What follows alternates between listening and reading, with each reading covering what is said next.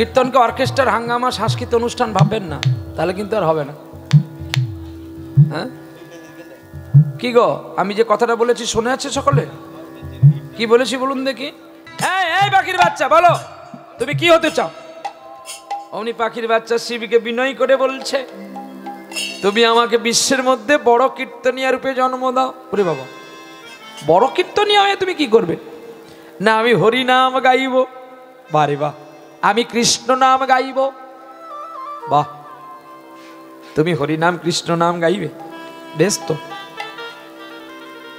কিন্তু আমি তো তোমাকে এই বর দিতে পারি। আর কি আছে নাকি তোমার আশা প্রাপ্তি? না গো, আর একটি আছে। কি না, একটি আশা কি জানো? যে আজকে আমি যেন ভগবানের পুত্র রূপে পৃথিবীর বুকে বড় কীর্তনীয় জন্ম হতে পারি, আর মায়ের গর্ভে যেন আমি 16 বছর থাকতে পারি। কৃষ্ণ নাম শুনবেন, হ্যাঁ কৃষ্ণ নাম গাইবেন। কৃষ্ণের জন্য উদ্দেশ্যে আসলাম আমরা প্রত্যেকটি জীব। আজকে নিশ্চয়ই সেবার ব্যবস্থা আছে, তাই তো নাকি? দাতা সেবার আয়োজন করেছে তো? বা আপনাদের এদিকটাই দেখি খুব মেদিনীপুরের মানুষের কিছু না হোক আপাতত নরনারায়ণ সেবাটা হবে। আচ্ছা, আমরা যে সেবায় বসে গেলাম অনেকে, আমরা জিজ্ঞাসা করেছি ভগবানকে যে তুমি খেয়েছ কি গো? শুনতে কষ্ট লাগবে আমার কথাগুলো, কিন্তু তবু আমাকে মানুষ ডাকবে কেন? আমি যুক্তি দিয়ে বলবো তো। আমি কার খাওয়ার খেতে আসলাম? গোবিন্দের প্রসাদ। তাহলে গোবিন্দ খেয়েছে কিনা তাকে জিজ্ঞাসা করব না? গোবিন্দের নাম কিঞ্চিত শ্রবণ করব না? আমরা এসে শুধু খেয়ে দিয়ে বলি যাব। হ্যাঁ, এই তো যায়, কত মানুষ যাবে দেখবেন কুম্ভ স্নানে। গীতা জয়ন্তী চলছে, কুম্ভ স্নান 104 বছর পরে পড়লো। 104 বছর পরে মহাকুম্ভ পড়লো। এই কুম্ভে অমৃত পড়েছিল বলে তাই কুম্ভ স্নান করতে হয়। আপনারা দেখবেন অনেক মানুষ আমাদের দেশ থেকে যাবে সেজে গুজে কম্বল নেওয়ার জন্য। সে স্নান করতে যায়নি তো। যেমন ব্যাপারটা কেমন জানেন? একটা মানুষ প্রতি বৎসর বৃন্দাবনে যায় পরিক্রমার সময়, মানে যখন আমাদের দামোদর ব্রত শুরু হয়, 42 দিন পরিক্রমা হয় কি 45 দিন পরিক্রমা হয়। তাই পরিক্রমাতে বৃন্দাবনে একটি মানুষ প্রতি বছর যায়। তো আপনার এই পুতপুতিয়া গ্রাম নাকি, পুতপুতিয়া গ্রামের মানুষ ওই মানুষটাকে খুব শ্রদ্ধা করে, ভক্তি করে, যে প্রতি বছর বৃন্দাবনে যায়। তো একদিন চায়ের দোকানে আলোচ্য করছে, বলছে জানো আমাদের দেশে এই পুতপুতিয়া গ্রামে, আমাদের মেদিনীপুর জেলায় তমলুক শহরে, পূর্ব মেদিনীপুর, একটা মানুষ আমাদের গ্রামে জন্ম হয়েছে। বলে কেমন? বলে প্রতি বছর বৃন্দাবনে যায় রে পরিক্রমা করতে। ও বাবাজি, বাবাজি একটু শোনো শোনো। তো বাবাজি এখন খোরদারের কাছে আসলো, দোকানদারের কাছে এসে বলছে কি হয়েছে বাবা? বলছে ও বাবাজি একটু বসো না, তো একটু প্রণাম করি, কারণ এই চরণে প্রতিটি বনে বনে তুমি ঘুরেছো। ওগো বৈষ্ণব ঠাকুর, তোমাকে রাধারানী কত দয়া করেছে, তোমায় কত কৃপা করেছে বলে তুমি প্রতি বছর বৃন্দাবনে ভ্রমণ করো, বৃন্দাবনে ভ্রমণ করো। বলি হ্যাঁ গো, তোমার গোবিন্দ আর রাধারানীকে দেখতে কেমন গো? বাবাজি সঙ্গে সঙ্গে কি বললো জানো? আমার সময় কোথায় যে আমি তাকে দেখব? হ্যাঁ আমার সময় কোথায়, আমি রাধারানীকে আর গোবিন্দকে দেখবো, আমার সময় কই? তাহলে তুমি যে 45 দিন যাও, 2 মাস যাও গোবিন্দ দেখতে, রাধারানীকে দেখতে, বলে তোর আমি তো বাবাজি লোক, গোবিন্দ আমাকে দেখে, তাও টিকিট পায় না। বলে সে কি? বলে হ্যাঁ রে, এই আশ্রমে কম্বল দান, সেখানে লাইন দিতে হচ্ছে।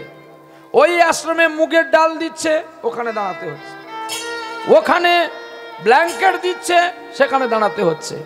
ওই আশ্রমে শাল দিচ্ছে, ওখানে দাঁড়াতে হচ্ছে। তা আমি 45 যদি এই আশ্রম ওই আশ্রম করে ছুটি, তাহলে গোবিন্দ দেখা হবে আর কখন? কি বুঝলেন বলুন তো গল্পটার মধ্যে? হ্যাঁ, কি বুঝলেন? যে আমাদের আসা যাওয়াটা শুধু সার আর কম্বল পুটলি করাটাই বাহার, লাভ কিছু হলো?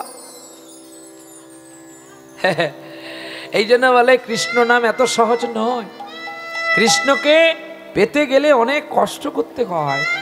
কারো অর্থ আছে বলে যে আপনি কীর্তন করালেন বলে, অন্নদান করালেন বলে ভগবানকে প্রাপ্তি করবেন না। বলে নরনারায়ণ সেবা অনেক পরে দিবি, কীর্তনীয় নিয়ে এসে কীর্তন পরে করবি, আগে মা বাবার সেবা করছিস তো? রাধে রাধে। কি মা বাবা খেতে পায় না, আর কীর্তনীয় আইনে বড় কীর্তন এনে কীর্তন করবি, বড় বড় অনুষ্ঠান করবি, 10টা গ্রাম খাওয়াবি, লাভ কিছু হবে? Equal to 0। হ্যাঁ, আচ্ছা 100 যে সংখ্যাটা, তার একের পেছনে কটা শূন্যর পরে 100 হয়? 2টো শূন্য, 3টে দিলে আর একটা দিয়ে দিলে লক্ষ হয়ে গেছে। তাহলে 100টা বড় না 1 লক্ষটা বড়? তাহলে 1 লক্ষ বড় না 1 বড়?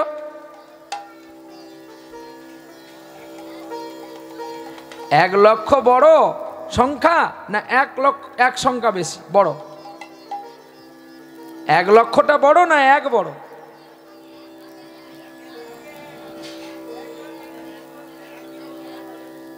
তাহলে শুধু 1 দিয়ে দেবো, লক্ষটা দেব না, শূন্যগুলো দেব না।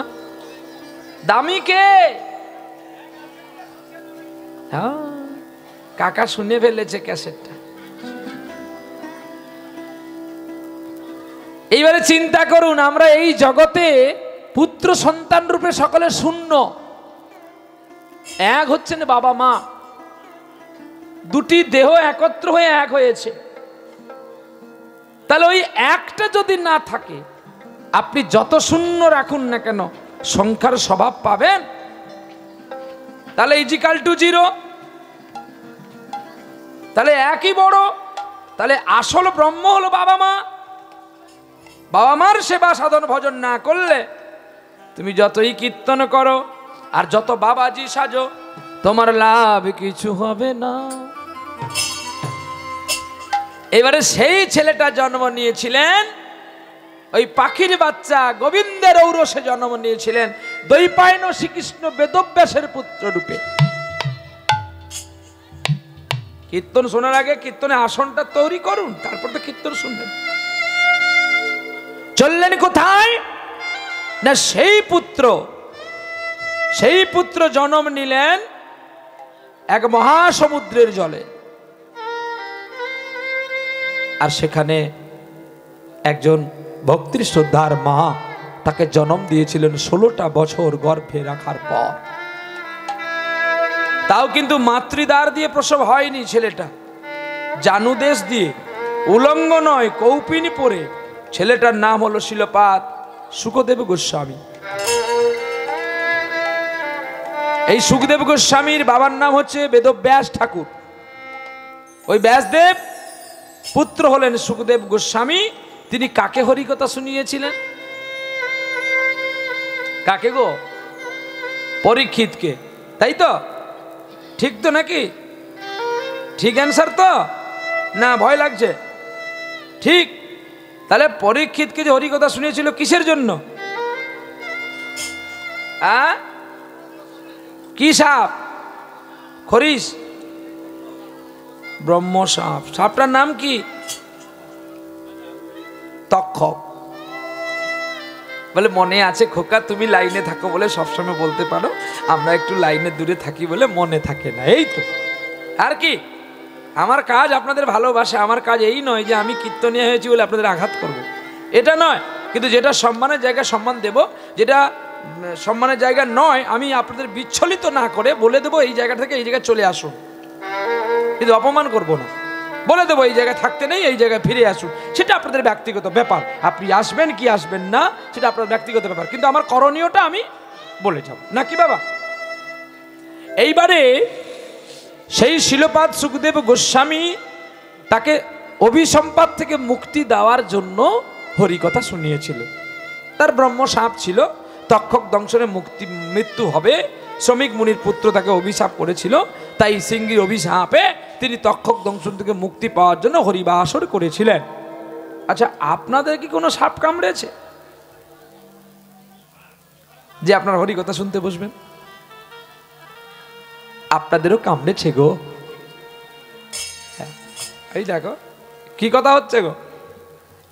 এই যে জননীর দল, আরে কি কথা হয় ওখানে? হ্যাঁ,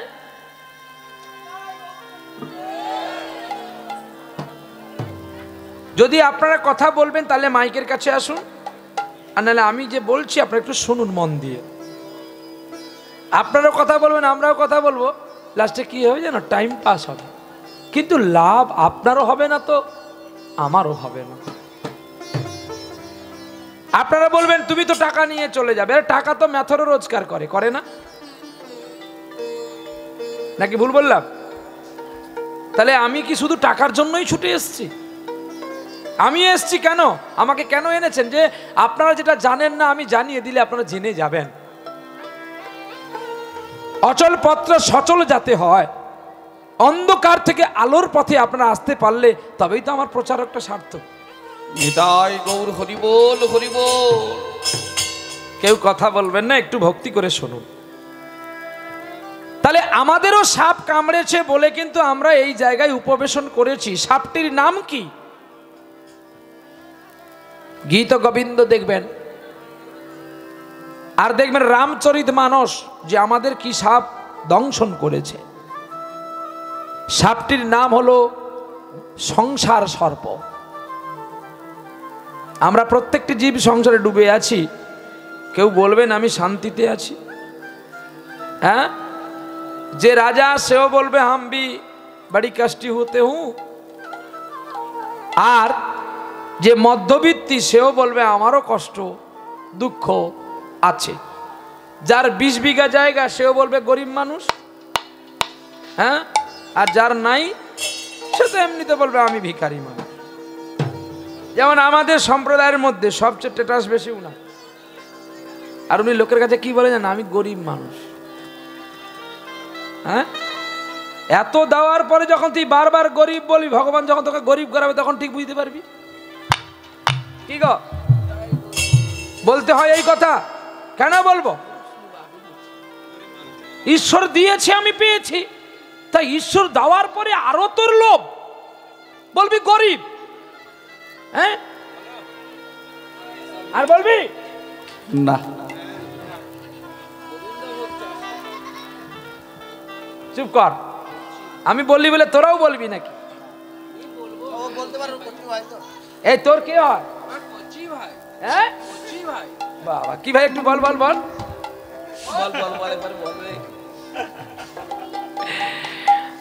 হৃদয় গৌর হরি বল, হরি বল, হরি বল। তাই আমার জনার্দন দেবাদিদেব মহাদেবের আশীর্বাদে সেই পাখির বাসার বাচ্চা হলো আজকে সুখদেব গোস্বামী।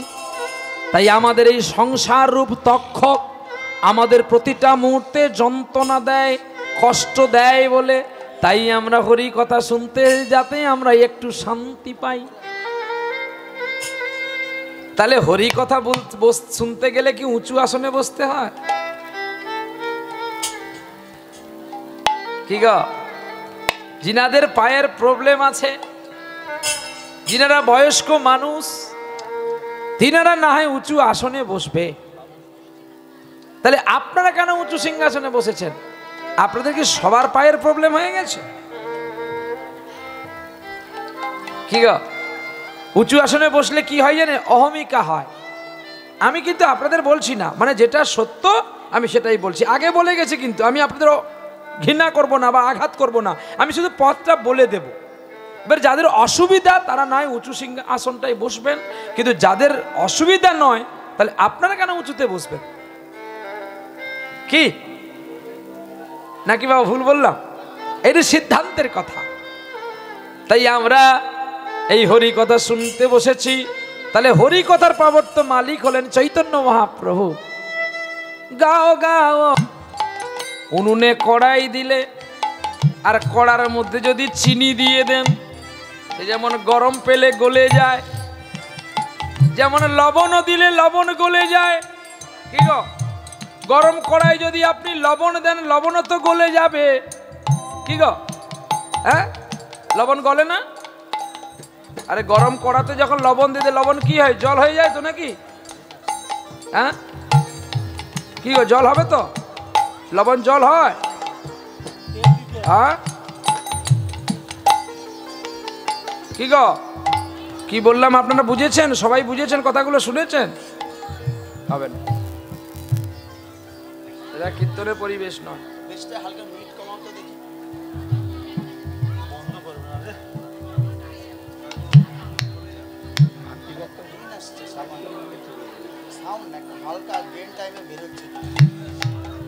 কীর্তনের পরিবেশ বানানোর দায়িত্ব আপনাদের, আমার নয়। কীর্তনকে অর্কেস্ট্রার হাঙ্গামা সাংস্কৃতিক অনুষ্ঠান ভাববেন না, তাহলে কিন্তু আর হবে না। হ্যাঁ, কি গো, আমি যে কথাটা বলেছি শুনে আছে সকলে? কি বলেছি বলুন দেখি, বলুন। কড়ার মধ্যে চিনি দিলে যেমন চিনিটা জল হয়ে যায়, লবণ দিলেও তো লবণ জল হয়ে যায়, কি গো? হ্যাঁ, লবণ গলে না, তা লবণ কি হয়?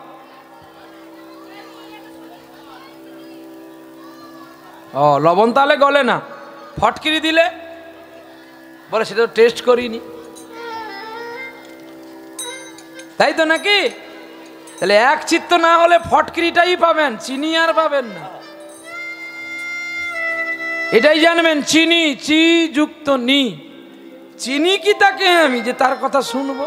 চিনি, এটা গান আছে না, আমি চিনি গো তোমারে ও গো বিদেশিনী। হ্যাঁ, কি গো, আমি কি তাকে চিনি যে তার সঙ্গে কথা বলবো? কিন্তু আপনারা সকলে অচেনা মানুষটাকে আপন করেছেন, যাকে বিবাহ করেছেন তাকে কি আগে চিনতেন নাকি না জানতেন?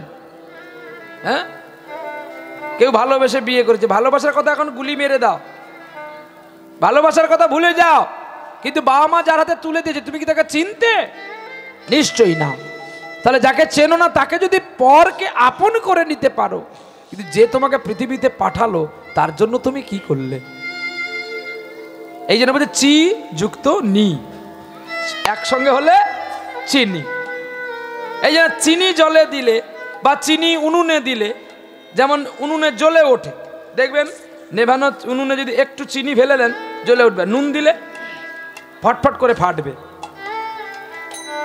কারণ চিনির জন্ম হচ্ছে একটা রস থেকে, আর লবণের জন্ম হচ্ছে জল থেকে। ওই জন্য সে চতুর্দিকে শুধু ফাটবে, ফেটফাট করে ফেটে উনুনকে আরো নিভিয়ে দেবে। তাহলে কি আর চিনির স্বাদ লবণে মেটে না লবণের স্বাদ চিনিতে মেটে? চিনি হচ্ছে কীর্তন, চিনি তাকে আগে চিনতে হবে, না চিনলে পাবেন কি করে? তাহলে সেই চৈতন্য মহাপ্রভু হলো চিনি। এই চিনিকে যদি নিতে হয় আগে গলাতে হবে, আর চিনি গলালেই অনেক মিষ্টি বানানো হবে। কি গো বাবা, আপনাকে যদি শুকনো চিনি আর নারকেল দেন, আপনাকে আগুন দেওয়া হবে না, কড়াই দেওয়া হবে না, আপনি নারকেলের মিষ্টি বানাতে পারবেন তো? ঠিক তেমনি যদি আগুন আর কড়াই না থাকে, ওকে ভালো করে না যদি পাক করা হয়, তাহলে নারকেলের মিষ্টি বানানো যাবে না। ঠিক তেমনি ভক্তকে যেতে গেলে ভগবানের কাছে ওই চিনির রসের আগে প্রয়োজন। ভক্ত তো নাড়ু, তিল বা চালের ভাঙা বা আপনি নারকেল ভাবতে পারেন, এই নারকেলটা কেবলমাত্র চিনি তাকে নিতে পারে হৃদয়ে। আর নারকেলটাও তেমনি হতে হবে। পচা নারকেল হলে নাড়ুর হবে তো? নাড়ু হবে কিন্তু খাওয়া যাবে না। কি হবে না? কোনো জিনিস নেই, হবে। পচা নারকেলও কিন্তু নাড়ু হবে, কিন্তু সেটা খাওয়া যাবে না। তাহলে সময়ও বেকার, বানানো বেকার। ঠিক আপনাদের এখানে তেমনি বসাটাও বেকার। যদি নারকেল ভালো নিতে পারো তাহলে চিনির রসে ডুবে যাও ভালো। যদি নারকেলে পচা হয়, যদি নারকেলে নষ্ট থাকে, তাহলে যতই করে আপনি ভালো চিনি আনুন না কেন, নাড়ু হবে ভালো, দেখতেও হবে ভালো, কিন্তু খাওয়া তো যাবে না, খাওয়া তো যাবে না। দিতে হবে সবই ফেলে খাত যাবে না। এই আজকে রাধারানী এসছে, গোবিন্দ এসছে, নাড়ু নিয়ে এসছে নাকি জিজ্ঞাসা কর। একদিন কলাই খাইয়া আর নাড়ু খাওয়াইয়া ভুলাই দিলে তার হবে না। যতবার দেখা হবে না দিলে এরকম আসরে বলবো। আরে এমনি মজা করলাম, মাইন্ড করো না। কত দূর থেকে এসছে, আপনাদের ঠেকুয়া বাজার থেকে এসছেন কীর্তন শোনার জন্য। আর আমাদের দেশে এখানে যারা ফুতফুতিয়া গ্রামে আছেন তারাও শুধু সেবা নিয়ে পালিয়ে যাচ্ছে। বাবা ধান মাঠে পড়ে আছে, যাই। তুমি যতই খাটো, গোবিন্দ যদি বলে এক পশলা ঢিলে দিব, তোর সকলে গিয়েও কিচ্ছু করতে পারবি না। কিন্তু যদি ঈশ্বর তোমাকে রক্ষা করে, তুমি কৃষ্ণ নাম শুনলেও প্রসাদ পেলেও কিন্তু ঈশ্বর রক্ষা করতে পারবে। এই জন্য বিশ্বাস তার প্রতি রাখো, তার প্রতি রাখলেই আমরা সবকিছু পাবো। নিতাই গৌর হরি। তাহলে গৌরাঙ্গ বলিয়া না গেলাম গলিয়া, যদি গৌরাঙ্গ বলতে গিয়ে না গলতে পারলাম, তাহলে আমাদের মানব জন্মে ব্যর্থ হবে, আর হরি সাধন হবে না। এই পদ লিখেছিলেন বাসুদেব ঘোষ ঠাকুর। বাসুদেব ঘোষে কয়ে আহামরি মরি, আহামরি মরি অপূর্ব গোবিন্দ লীলা আর সহিতে না।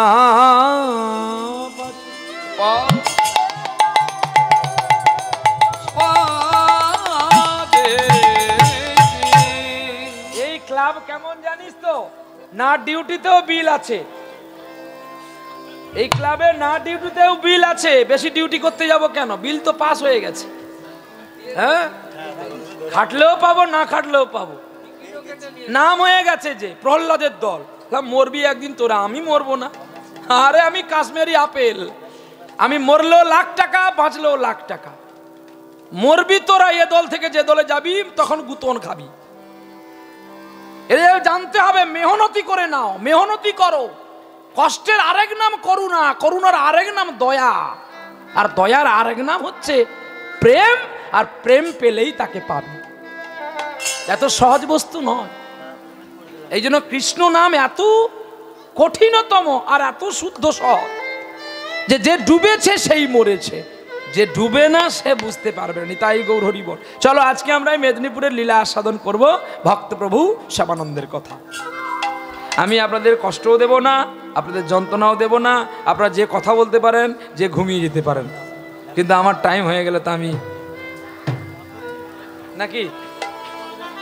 সময় সবাইকে অপেক্ষা করে, সময়কে সবাই অপেক্ষা করে। সময় কাকে অপেক্ষা করে? করে সময়কে সবাই অপেক্ষা করে। এটা কিন্তু ভালো কথা, জেনে নেবেন সবসময়।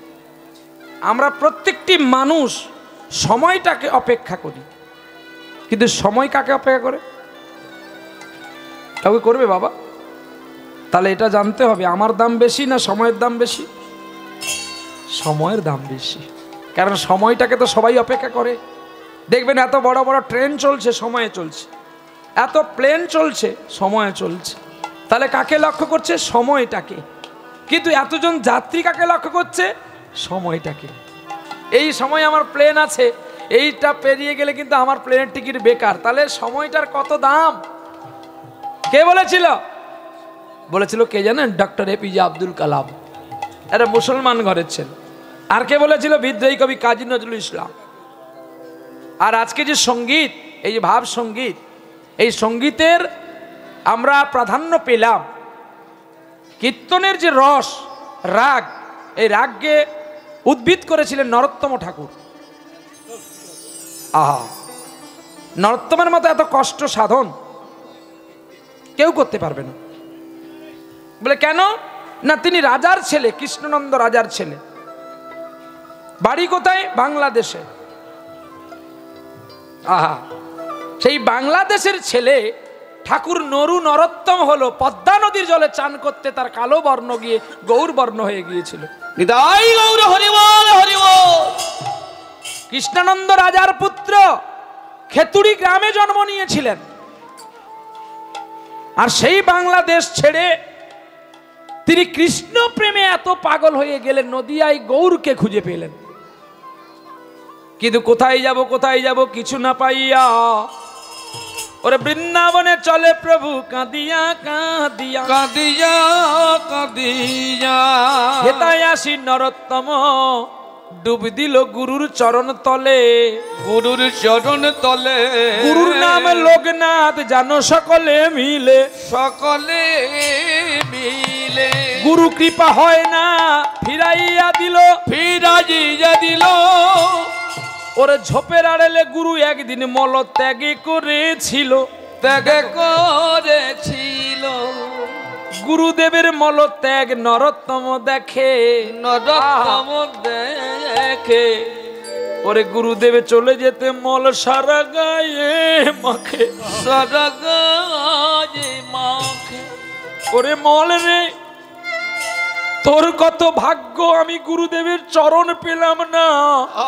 হরি বল। আর তুই গুরুদেবের হৃদয় পেয়েছিলিস। যদি তোর সঙ্গই আমি করি আমার জীবন যদি একটু লেশ ধন্য হয়। লেশে ধন্য নরোত্তম পরের দিন গুরুদেব মলত্যাগ করতে গিয়ে দিল সেই জায়গায় মল নাই। তাহলে কি আবার এই বৃন্দাবনে কোনো শুকর আসলো নাকি যে আমার পায়খানা খেয়ে নিল? আরে গুরুদেব মলত্যাগ করে ঝোপের আড়ালে দাঁড়িয়ে আছে। আহা আবার নরোত্তমা চলেছে পরের দিন সেই মলকে মাথায় করি কাঁদছে গো। গুরু কৃপাহি কেবল গুরু কৃপাহি কেবল গুরু কৃপাহি কেবল গুরু কৃপাহি কেবল গুরু কৃপাহি কেবল গুরু কৃপাহি কেবল গুরু কৃপাহি কেবল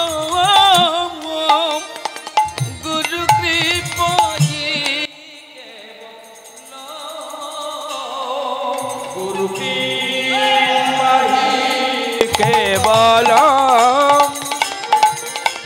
গুরু কৃপাহি কেবল গুরু কৃপাহি কেবল গুরু কৃপাহি কেবল গুরু কৃপাহি কেবল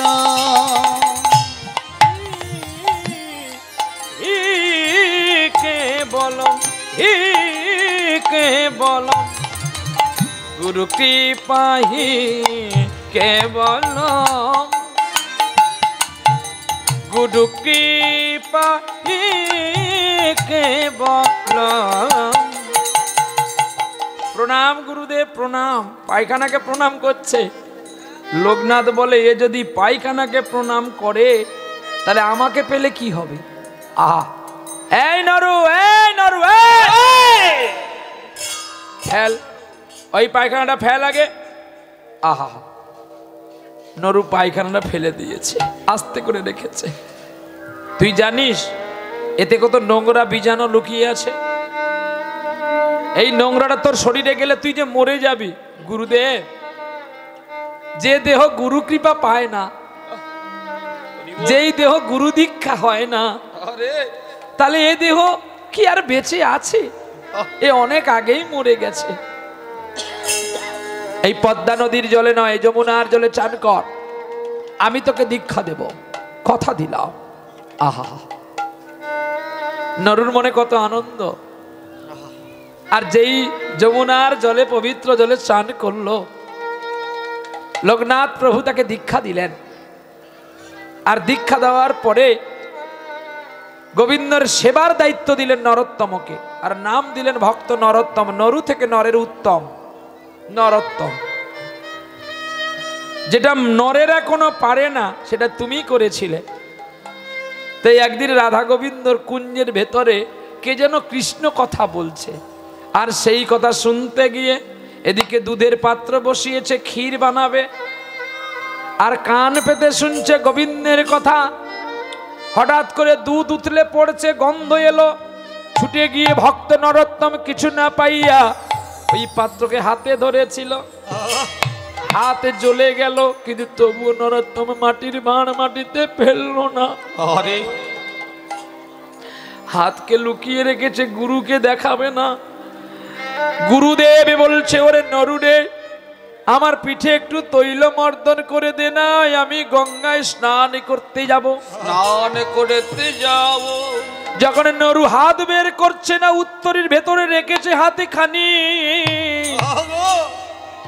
আর গুরুদেবকে তখন বললেন, কি রে তুই হাত বের করছিস না কেন, কি হয়েছে তোর?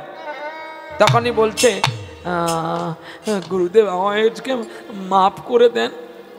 বলে, ওরে তোকে যে আমি মাফ করে দেব কেন, তুই গুরুদেবকে গায়ে একটু তেল মর্দন করতে পারিস না? যে উত্তরই টেনে দিল, হাত ঝলসে পুড়ে লাল কালো হয়ে গেছে, আর রস পড়ছে হাত থেকে। একই করেছিস তুই।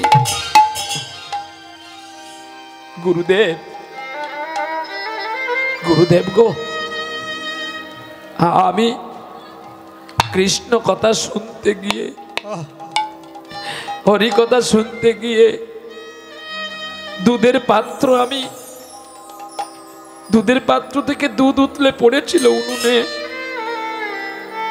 তাই সেই দুধের পাত্র ধরতে গিয়ে আমার হাত ফসকে পড়ে গেছে। তাহলে তুই কেন বলিসনি আমাকে? বাহ! আর যেই বলতে গেল অমনি গোবিন্দের কৃপায় গুরুদেব যেই স্পর্শ করলো, নরোত্তম আবার সুন্দর হাত পেয়েছিল। তাহলে এই হলো সেই ভক্তের অনুপ্রেরণা, অনুগামী, অনুচিত্ত, অনুভাবনা। হরে কৃষ্ণ। চেয়ারে কি লীলা হচ্ছে গো? চেয়ারে কি লীলা হচ্ছে? বসে বসে কিছু লীলা হচ্ছে নাকি? ওখানে অষ্টকালী লীলা হচ্ছে? বলুন, মা মেয়ে বসে কি অষ্টকালী লীলা হচ্ছে আমাকে বলুন। সারা জীবন তো সংসার করে করে কাটালেন, কি করলেন জীবনে? যাওয়ার ব্যস্তে শুধু কুড়া বস্তা ছাড়া আর কিচ্ছু নেই। ওই দেখাবে চাল বস্তা, দেবে কুড়ো, কারণ কুড়া ছাড়া আপনার পোড়া হবে কি করে? হ্যাঁ, যতক্ষণ আছেন একটু শুনে নেন, আর যদি না শুনবেন উঠে গিয়ে কথা বলুন না। মানে আমিও শুনবো না, কাউকে শুনতেও দেব না, এটাই হলো আমার কৃতিত্ব। এতে লাভ কিছু হবে না, বরঞ্চ আরো ক্ষতি হবে। এই যে সময়টা চলে গেল, এটা তো একটা হরিকথা শুনতে পেতে। চলো নিতাই গো। মরলে সবাই হব মাটি, একই শ্মশানে। মরলে সবাই হব মাটি, একই শ্মশানে। মরলে সবাই হব মাটি, একই শ্মশানে। কেন মানুষ হইয়া হিংসা করে মানুষের প্রাণে? মরলে সবাই হব মাটি, একই শ্মশানে। মরলে সবাই হব মাটি, একই শ্মশানে। মরলে সবাই হব মাটি কোথায়? শ্মশান কিন্তু একটা, তার নাম আলাদা হতে পারে। তার মূল নাম কি? শ্মশান। আপনি বলবেন পুতপুতিয়ার শ্মশান, নিমতৌড়ির শ্মশান, ঠেকুয়ার শ্মশান, মেচেদার শ্মশান, কলকাতার শ্মশান, কালীঘাটের শ্মশান, দক্ষিণেশ্বরের শ্মশান, নবদ্বীপের শ্মশান, কিন্তু শেষে কি আসছে? একটা কথা, শ্মশান।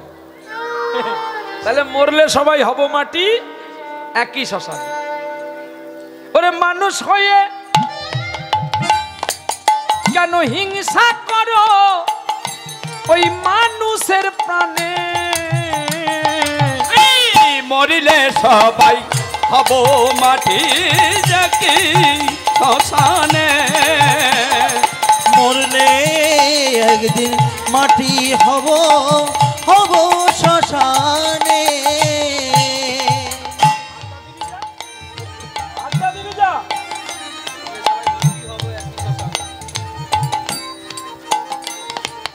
মেহনতি কর বেটা, মেহনতি কর, যদি বড় হবি মেহনতি কর।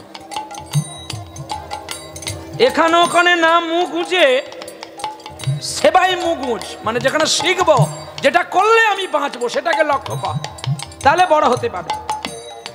নাহলে আইসা গরুর বয়লি হাল, তার দুঃখ চিরকাল। কি গো, পেছনে পেছনে সারা জীবন চলবো, ও চলবি, কিন্তু লাভ কিছু হবে নি বেটা, ক্ষতি তোর হবে, আমার নয়।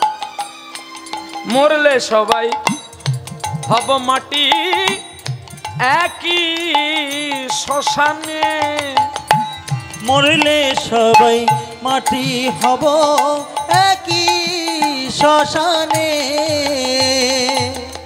কেন মানুষ হয়ে হিংসা করো ওরে মানা,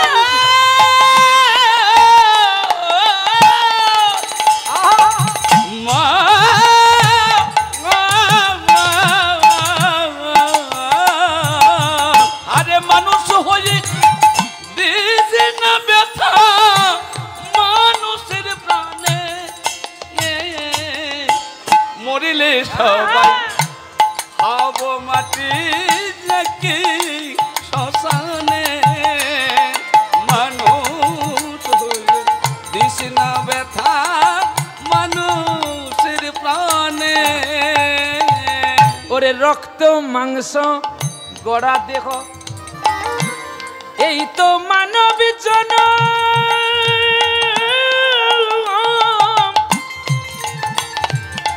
কেবল ফুরালো তোরে অট্ট হাসি, ওরে আসবে নিঠুর মরণ, ওরে সব কিছু যে তোকে যেতে হবে ফেলে ওই না শ্মশানে, মরিলে সবাই হব মাটি একই শ্মশানে, তাই হব মাটি একই শ্মশানে। তাহলে আমরা সকলে একদিন চলে যাব, যাওয়ার আগে যদি আমরা পাথেয় খরচ কিছু করতে পারি, রাস্তায় যেতে যেতে খিদে পেতে পারে, তাহলে তো কিছু খেতে হবে।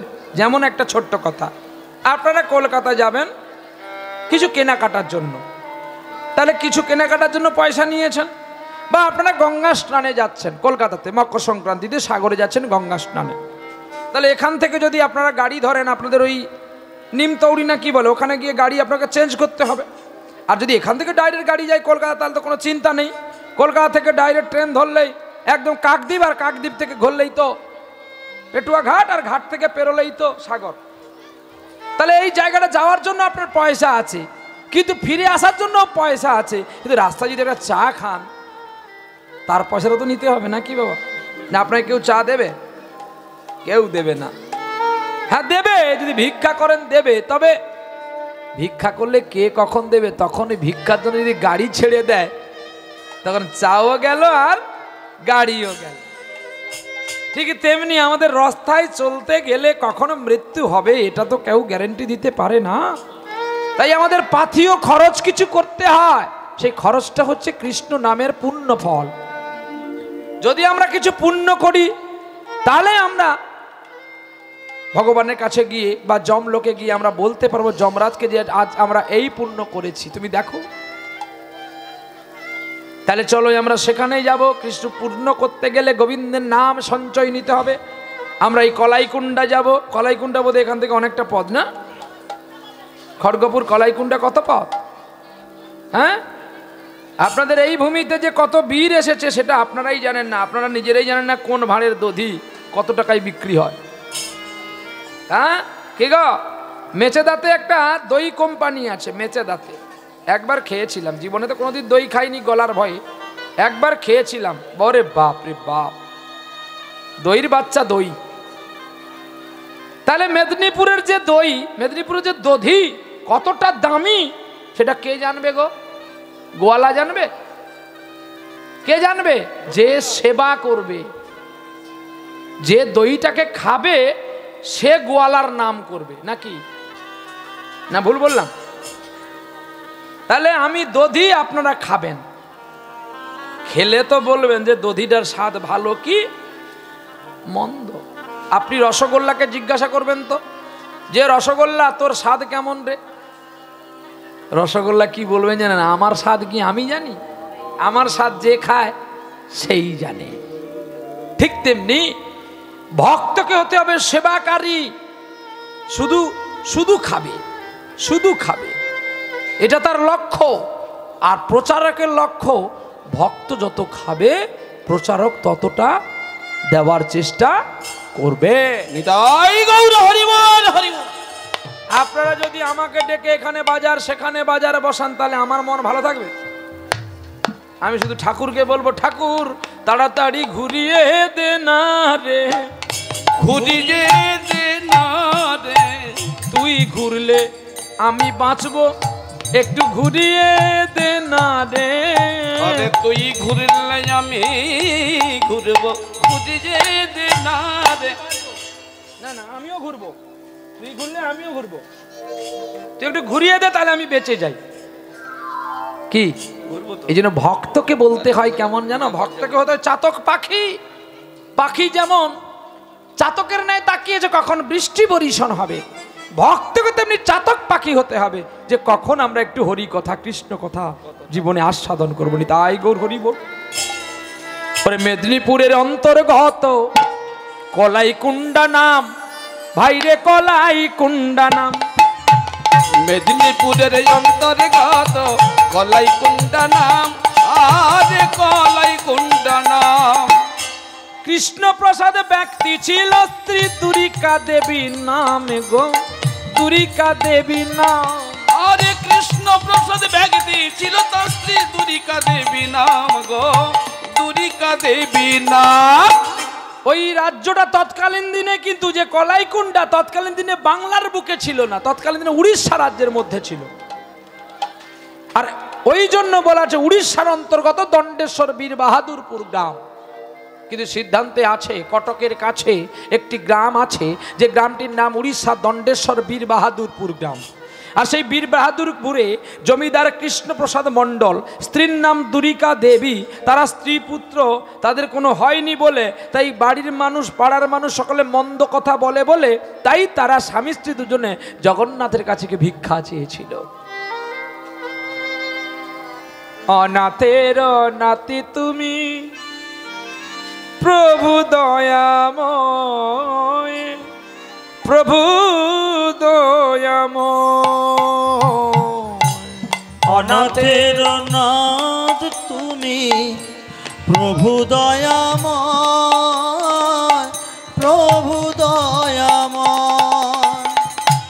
পারে করো গো প্রভু শ্রী মধুসূদন গো, শ্রী মধুসূদন। ওরে পারে করো গো প্রভু শ্রী মধুসূদন গো, শ্রী মধুসূদন।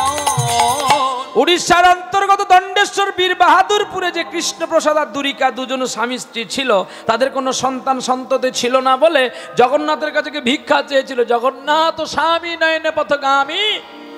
ভাবো তুমি, জগন্নাথ তুমি তো জগতের না, আমাকে একটা পুত্র দাও না গো, আমাকে একটা কন্যা দাও না।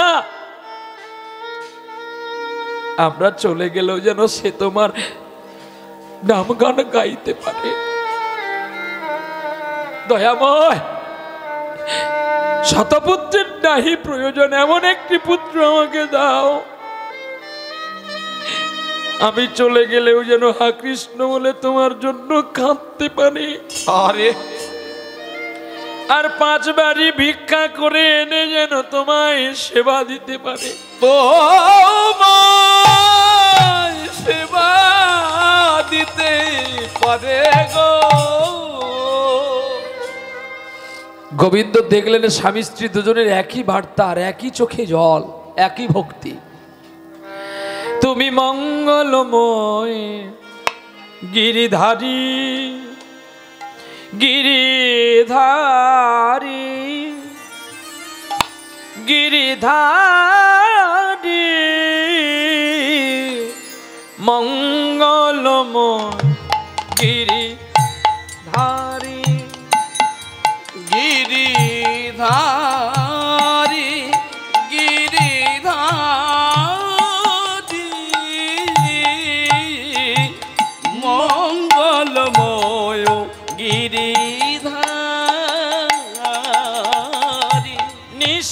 নিশিদিন পূজা আমি করি গো তোমার, নিশিদিন পূজা করি গো তোমায়, মঙ্গলময় গিরিধারী গিরিধারী গিরিধারী মঙ্গলময় গিরিহারি গিরিধারি গিরিধারি